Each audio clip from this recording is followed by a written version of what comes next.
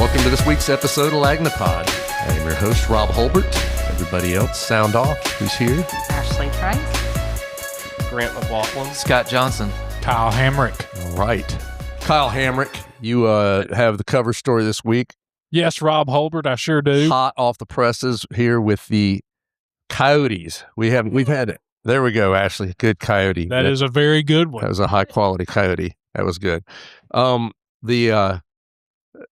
This has been an issue. People have been complaining about coyotes for quite some time. For years in many cases. So tell us what's new. I mean, obviously, we're hearing constantly about people saying, hey, I'm seeing coyotes everywhere in town now, right? Right.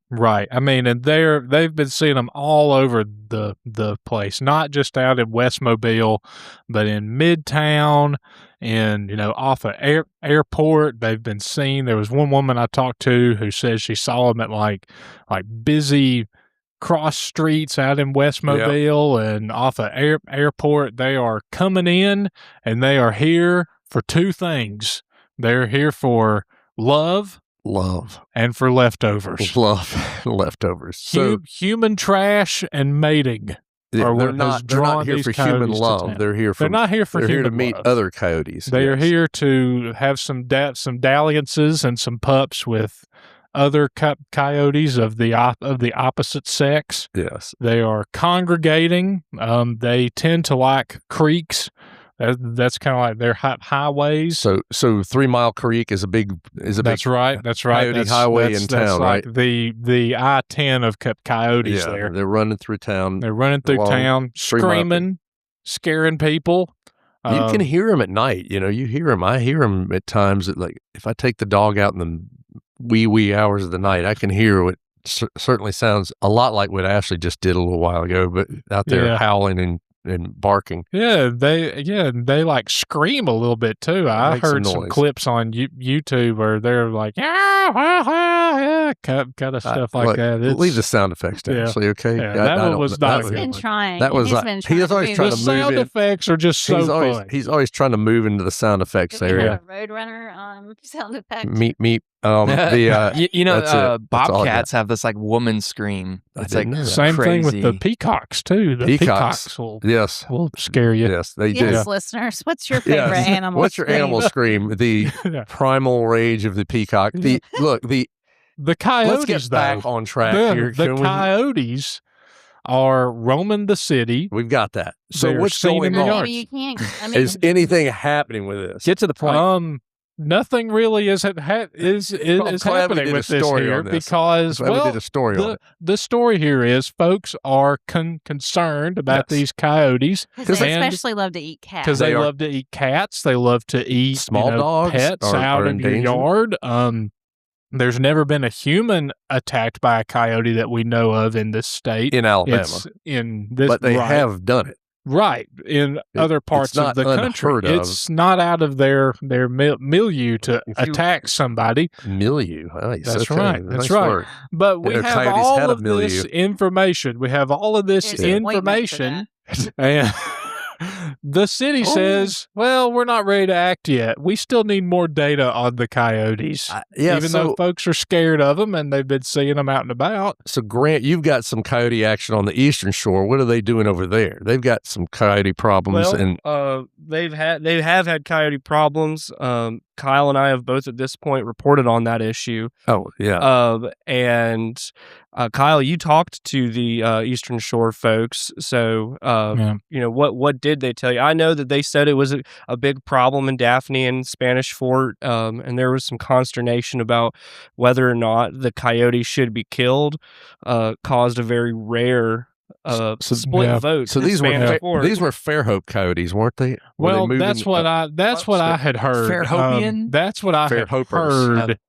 I had heard from some sources, back when I was covering the Eastern Shore, that the coyotes in Daphne were being run out of Fairhope.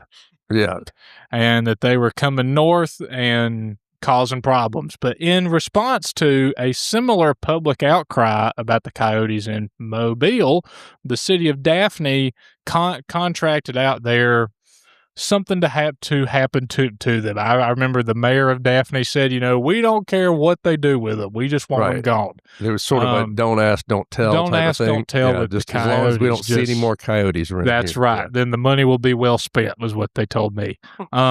He did not, the mayor of Daphne did not give my phone call back this time, and neither did the mayor of Spanish Fort, but both of those cities have acted in response to citizens' worries about coyotes coming into their yards, stealing their pets, and screaming at all hours. But the city of Mobile says they need more information before we can act. And I would also add that those cities that have done it, they have worked with USDA and the Animal and Plant Health Services to study whether or not it is a rampant issue. Like, needing more information isn't the worst thing in the world. Maybe perhaps some expedience is warranted if people are saying, there's a coyote in my backyard and it looks hungry. I got a text this morning from a guy I know who he read your story and he said, we saw one running down the alleyway a week or two ago with a cat in its mouth. And then he said he says he has a friend, he knows somebody who had like a coyote rescue camp or rescue area. This is where we're spreading third-hand information on the Lagnapod, but coyote rescue camp. He said this guy he was a coyote rescue guy who told him that coyotes are very hard to eradicate because he said that if you shoot the male, that all the females immediately go into heat. Have you heard this? I have heard this because it's only, this is what I've heard, it's the alpha male of the pack that does all of the mating and the fathering. So the other guys are just left out. If you kill the alpha male, you launch the whole pack into this frenzy of mating with the females, and it's just... I see. This is their one opportunity. That's right. So there's no election held for the alphas. No, there is no not. new supreme leader. It is just mass coyote chaos, which leads to more coyote pups. Orgy. Coyote freak off. Inbreeding. Yes. See, that's the problem. Some folks say that you can't kill them because then you just get into this frenzy, coyote. I mean, look, you can't, if you are somebody who's signed up for Next Door Neighbor, for whatever reason I'm signed up for Next Door Neighbor, I think that, it's like 24 hours a day. There's people writing on there. I saw a coyote. Coyotes were in the yard. Coyote was doing this. It ate my cat. Yeah. So, I mean, it is kind of crazy. I grew up, of course, having watched a lot of Roadrunner, cartoons when I was a kid. I just assumed the coyotes were from out west. I didn't realize that they were local until they are local. The first one I ever saw was out on Fort Morgan a million years ago. But I thought, wow, coyotes all the way out here, but they're not really invasive. They have been around here. No, they're native to this state. They're not being shipped in from other places. But I think that's one of the things you point out in your story. That it's not that there's an explosion of coyotes or that they are being pressured from elsewhere. They're coming here because this is a welcoming area for them. Yeah, we got all kinds of cool stuff here in Mobile. We've got coyote girls. Yeah, that's right. We got cats and women and lady all coyotes. Kinds of things. Yeah. Well, it's a good story. It's an interesting one. And from pivoting from coyotes to cruise ships, we've got a new cruise ship coming in this weekend too. That's right. And this is an interesting one. I knew we were getting a new one. A howling good time. A howling good time. Yeah, that's right. Yeah, that's a good one. That's nice. Very nice. The American Cruise Symphony, which is a riverboat, is going to be steaming into port this Friday. So it's not a paddle wheeler. So that when you say riverboat, I think of like a paddle wheeler. Yeah, it's not a paddle wheeler. It's not that cool. It's kind of like one of those fancy boats that goes up and down the rivers in Europe or something a little bit. Yes, very similar to that. A technical boat on the river. Except for going to Paris and Milan, you're going to Pensacola. And Pascagoula. No, it's Ocean Springs. Ocean Springs and Gulfport. Gulfport. Oh, that is love it. sailing Let's golf into in the Gulfport. Yes, let's go have tea in Gulfport. But, so that's the thing. It's like you're looking at this, and I'm not poo-pooing this cruise ship. I'm glad that it's something. How can we? But I am somewhat dumbfounded by the cost. Yes, this is a very sumptuous cruise that you could take from New Orleans along the Mississippi coast to Mobile. The lowest price that I could find on the ship that's going back to New Orleans this weekend is $5,330 per person. Per person. For per person. a 10 grand to go on a cruise down the coastline in Mississippi.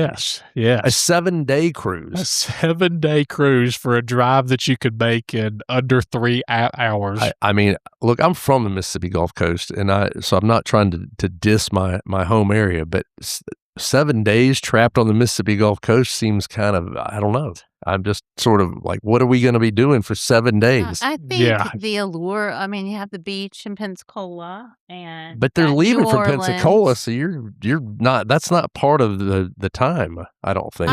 You would have to do that on your own time. From these parts, perhaps, you would find some allure to it. Yes. I mean, do they just get over to New Orleans as fast as possible and let you get hammered for 4 days? Is that what it is? But then you don't have a ride back. Then you don't have a ride back because it's a one-way. It's a one-way each cruise. Way. It's a one-way. It's a one-way from New Orleans to Mobile to Pensacola. Also, I mean, at least on the map, have Ship Island in there, which is just an uninhabited island. I mean, I like spending a day out there. Those islands are beautiful. I don't know about 12 hours on them. It seems a little excessive, but I don't know. It's just but. When we went and looked, a lot of them were sold.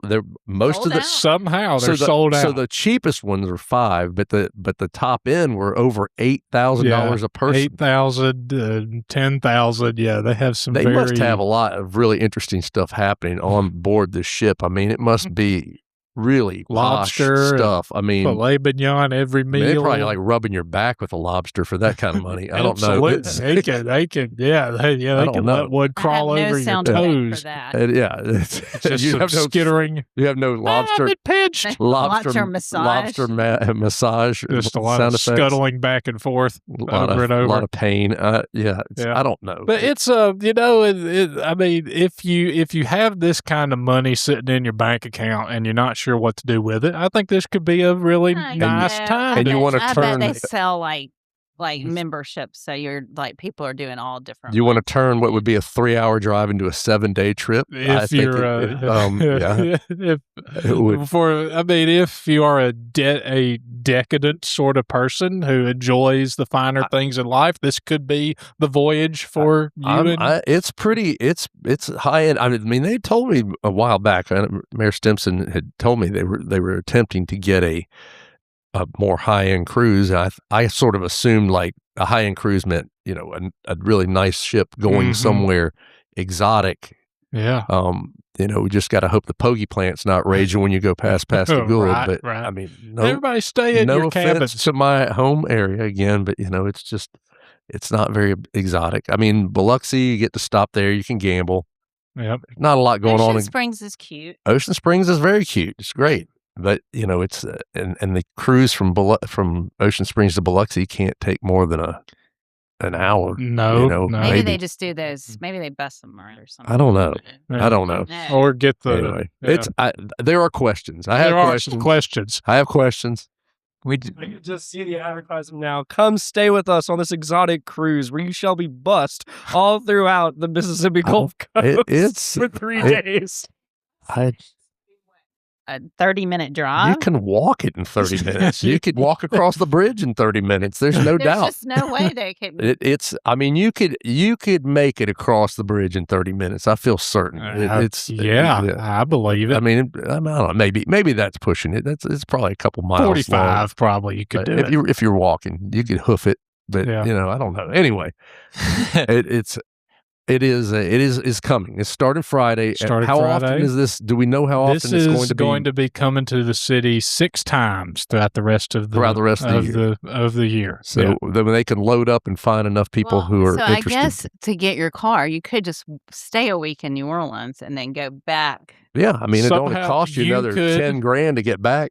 I mean, if you wanted to, here's a plan from Lagniappe. You ride the boat from New Orleans to Mobile, you take your cruise, you get off here, and then you ride the Amtrak. That's a good one. Back to your parked car in New Orleans because you're not coming back for it. Or you could, if you go all the way to Pensacola, you could jump a freight train and then get the Amtrak here. There you go. You could get your full money's worth that way. Most of the cruise ships make you, stay on the ship until from starting point to the finish point. Are you allowed to just jump off anywhere you want? So for their stop in Mobile, you get 12 hours. No, they can't get you back on if you escape. You're good. You get 12 hours. You get 12 hours shore leave. Yeah, from the American Symphony Cruise. I am fascinated to see how it works. It is definitely a higher end cruise, so we'll see how it goes. I wish it the best. I think it's absolutely cool. I hope that those people who've paid that kind of money, when they get off here, they're going to spend even more. I mean, if you have a princely time. If you got that kind of disposable income, welcome to Mobile. Yeah, absolutely. Right. If it's good enough for coyotes, it's good enough for everybody else. Absolutely. Women and food. Love and food. All right, we're going to take a quick break. We'll come back and talk a little more.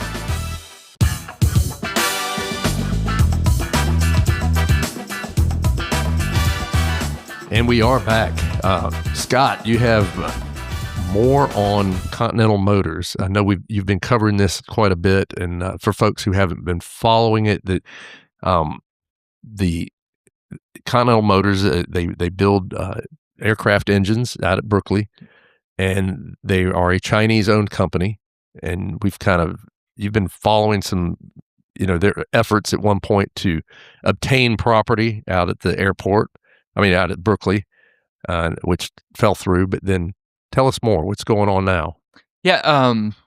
So I obtained a presentation that the CEO made, Karen Hong, made in 2022, which includes a slide as the last slide of the presentation, and it's for acquiring a German engine maker, which creates this, RED, right? Yeah, RED stands for Ranklin.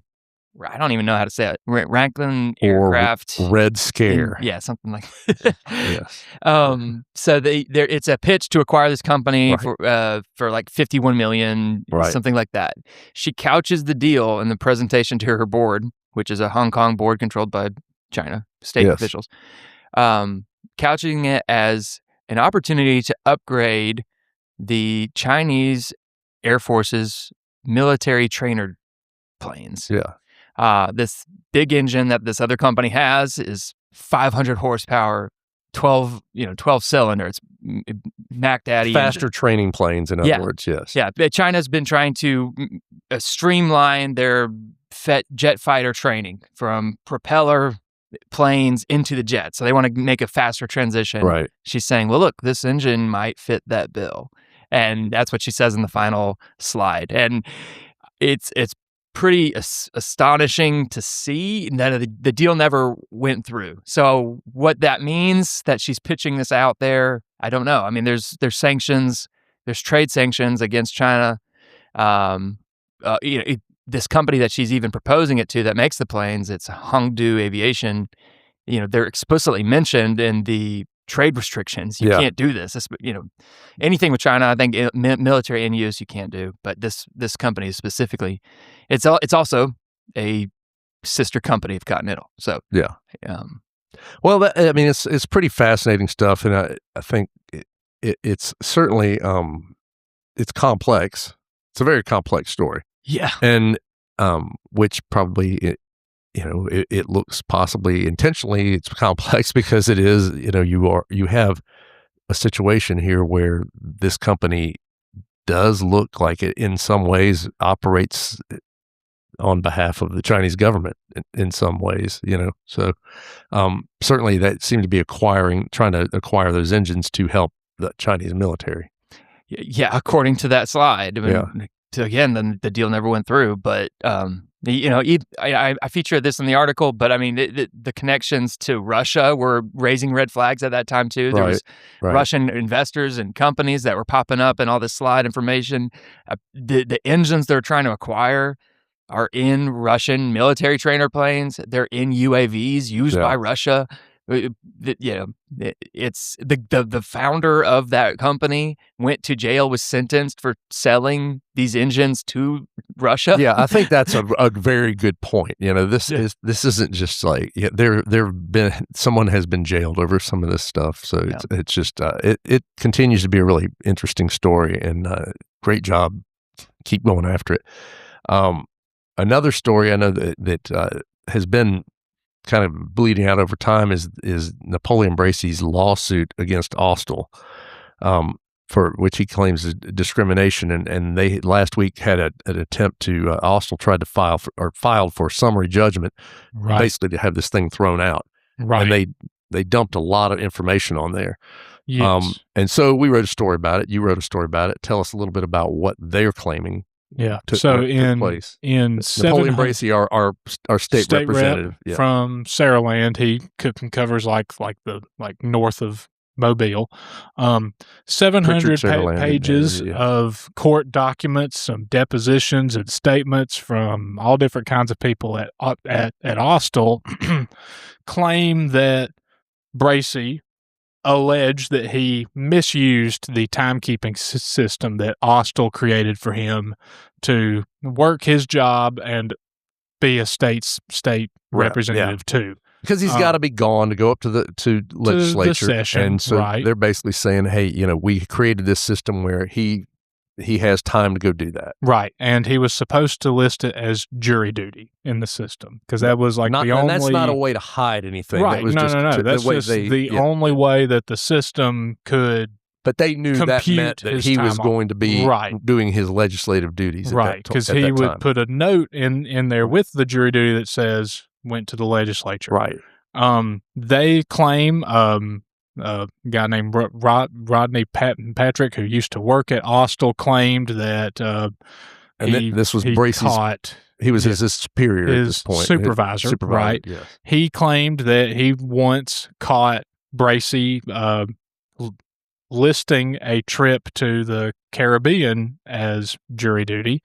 And he also claimed that he had listed, he was going to be gone for jury duty to go to the legislature, but Patrick caught wind from somebody else that Bracey was actually going to Punta Cana, which is like in the Dominican Republic someplace in the Caribbean. In the deposition that Bracey gave, the attorneys asked him if he was ever caught going to the Bahamas. Right. And he said no. So they got in this whole semantics thing about whether he was in the Bahamas or the Caribbean, which are two different places. And so that was, he said, I've never been to the Bahamas. Right. He denied that ever took place. But in Patrick's, they asked him the same question, did you catch him trying to go to the Bahamas? And he said it wasn't the Bahamas, it was Punta Cana. Right. And he said he heard about this and that Bracey had said he was going to the legislature at that time, and then he caught him because Bracey was talking about all the things he had to do, and Patrick said, just make sure you get it all done because we don't want folks to think you're going to Punta Cana or someplace like that. So he called him out on it there, and Patrick claimed that Bracey called him later and said that he had, he was going to be using that time as his personal time. Off time. Then there was another deposition from Kristen Parsons, who's the senior vice president of HR at Austell, where she said that Bracey was fired for a timekeeping violation and that he claimed that he wasn't doing his work and would be on these virtual meetings and didn't do anything there. Folks were having to pick up the slack that he left. And so when he ultimately was fired, it was because he was supposedly in the legislature doing his work in the legislature, but someone saw his vehicle at his house. Right. And they fired him over that. And he has said, and I think it says it's backed up by by the Speaker of the House. Yeah, that was a week when they were working legislatively, but it was supposed to be in their district. Right. And so he got fired at that point, maybe rightly or wrongly. I don't, maybe not correctly, that he was not doing legislative work. He could have been at home, but supposedly because they saw his vehicle. But his allegations are that he was fired for racial purposes, racial reasons. That's right. And they're pushing back on that. It's it's one of those things where he kind of opened the door by filing this lawsuit, and they've had some pretty negative things to say about him. Mm-hmm. I know his attorney has not really. We've asked for them to speak out about it or have a comment. They didn't really have much comment. Right. Just that basically said that these things had been proven incorrect, but it was still. I mean, it was filed in summary judgment, so that was filed. A motion for summary judgment, sworn testimonies from people that. This is a federal lawsuit too, so it's that's. His and I think he's working to reach a settlement. Yeah. Oh, he wants a settlement at this point. Right? Both parties are trying to come together to discuss a settlement of some kind. Anyway, so, well, we'll see. Yeah. And then I guess the other story, I had one more story this week on those folks over in the lawsuits over in Baldwin County. Involving the landscaping around at the Fairhope Motor Coach Resort, and Judge Bracken this past week ruled against the owner over there, who they claim did some landscaping on a common area. He says he didn't hire. He tried to hire him to do landscaping and then found out he couldn't do it, and got his money back, and there was never any landscaping done at all, but he still was fined $325,000 by the resort. Good Lord. And now has his house is going to be sold by the sheriff to pay for the lien and for the attorney's fees. So that's 2 houses over there.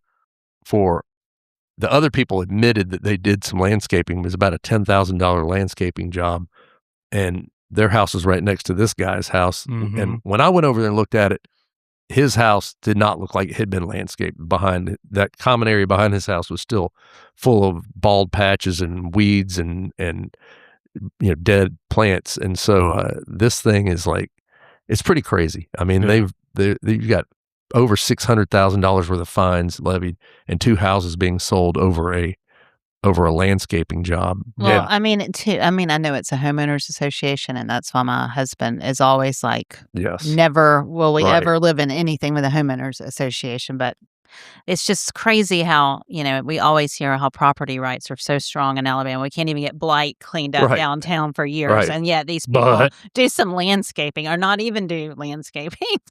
And they get their houses. Well, the reality behind all of it is that these folks are suing the HOA over their service dogs, and they've had a federal lawsuit going over the service dogs. So these people, just retaliation. These people all dislike each other considerably, and this, it certainly looks odd. And I mean, the HOA could have, from what I understand, at any moment just charged. It said, "Hey, we're going to fine you for the amount of the landscape." Seems like they could have said, "Hey, this isn't working out. Why don't you sell your spot?" And but the other part about it is, I mean, when you go out there, the landscaping that they did looks far better than what was there. I mean, it's all they did was put some sod down on dead. It had been landscaped and it all died, and all they did was just put stuff back. They just put new sod there and new plants. It's not, but It is really kind of mind blowing, and when you look at in both cases, the lawyer was not available. The defendant's lawyer was not available during when the judgment was made. Like it might be time for a new lawyer. That lawyer he's got an illness, so they've asked for a continuance, and he wasn't there. And then in this case, the lawyer was sick. The defendant got a deep vein thrombosis and was unable to travel from West Virginia, where he was up in West Virginia. He presented that, a doctor's note that said this guy can't travel, And the judge still just ruled against him at that point. And I mean, he's taking the guy's house. I mean, it's a really strange story, but it does kind of show you what, I mean, you got to watch out when you're dealing with those HOAs. And, I don't know. I just feel like it kind of looks a little bit like the judicial strong arming as well. Anyway, that's all we got this week, folks. Oh, no, we don't. I'm sorry. Don't forget, Nappy voting is underway. That's right. We are. We started yesterday. So votenappies.com. You can vote once per day per category. We also have a new Facebook page, The Nappy Awards. Okay. So please like it or follow it. And, And this is the nomination period. This is when you can voting. You can vote for anyone. You can write the names in this one. Write the names in, and I mean, obviously, it needs to be for something they actually do. Right. We hope that always helps. Putting your boyfriend in as best gynecologist is not. Yes. Which has happened. Yes. It's a funny joke. It's a funny joke, but we do vet it. So anyway. So votenappies.com. Well, hopefully he won't get enough votes to she's got a qualify. Different problem if that's happening. Best amateur gynecologist. Do we have a category for best romantic coyote getaway? I believe it could be one this year. The creek's going to run away with that. Right? That could be new this year. The van down by the river. Actually, my favorite, and I want y'all to think about this one. My favorite new category is the dish that defines Mobile. Right. Like what restaurant dish, and so name the dish and name the restaurant. Does it say Mobile to you? Yes. Yeah. I'll be fascinated to see the answers on that one. So we got voting this month. We will have them through the 29th at midnight. Yep. And then we'll have the finalists, and they will come out in May. Yes. So that's how we get our finalists. So get out there and vote, folks. Yep. All right. Now I'll call this thing It is now adjourn. We shall adjourn. Thanks for listening, folks. We'll be back next Thursday. Love you. Bye. The Lagnapod is a Something Extra publishing production. Executive producers are Rob Holbert and Ashley Trank. Music is by Some Pulse Sounds and Electro Animals. Only subscribers like you have access to this podcast. Tell your friends they can sign up at my.lagnapmobile.com. For advertising opportunities, please call 251-450-4466.